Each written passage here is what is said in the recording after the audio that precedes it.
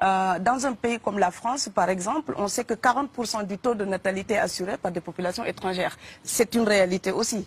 Donc maintenant, on est dans une situation où c'est ce que vous dites qui renforce l'extrémisme. Quand vous dites que l'immigration pose un problème, il faut aussi parler des avantages de l'immigration. Parce que moi, quand je travaille en France, je paye mes impôts ici. Donc les étrangers qui sont là, il y a une partie qui peut travailler et envoyer au pays aider.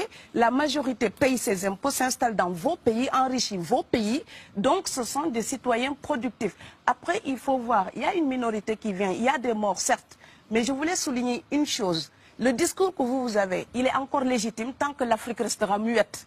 Et moi, aujourd'hui, je voulais m'indigner pour le silence de l'Union africaine. Les gens là qui meurent sur les plages, et je mesure mes mots, si c'était des Blancs, la terre entière serait en train de trembler. Ce sont des Noirs et des Arabes.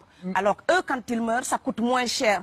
Ici, j'étais venu en 2008 et j'avais dit, l'Union européenne, avec ses flottes de guerre, avec son économie, je vous dis une chose, si on voulait attaquer nos pays ici en Occident, il y aurait des moyens de se défendre. Donc si on voulait sauver les gens dans l'Atlantique, dans la Méditerranée, on le ferait. Parce que les moyens qu'on a mis pour Frontex, on aurait pu les utiliser pour sauver les gens. Mais on attend qu'ils meurent d'abord. C'est à croire que le laisser mourir est même un outil dissuasif. Et je vais vous dire une chose, ça ne dissuade personne. Parce que quelqu'un qui part et qui envisage l'éventualité d'un échec, celui-là peut trouver le péril absurde et donc l'éviter.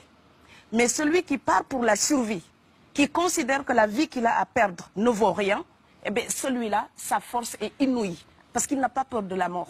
Mais c'est exactement pourquoi il faut fermer des frontières complètement. Il faut sauver l'Afrique et sauver l'Europe. Vous ne pourrez pas rester comme des vous ne resterez pas comme des poissons rouges dans la forteresse européenne. La crise actuelle nous a démontré ça. Au jour d'aujourd'hui, l'Europe ne sera plus jamais épargnée tant qu'il y aura des conflits ailleurs dans le monde. L'Europe ne sera plus jamais opulente tant qu'il y aura des carences ailleurs dans le monde. On est dans une société de la mondialisation où un Indien gagne sa vie à Dakar, un Dakarois gagne sa vie à New York, un Gabonais gagne sa vie à Paris. Que ça vous plaise ou non, c'est irréversible. Alors trouvons une solution collective ou bien déménager d'Europe parce que j'ai l'intention de rester.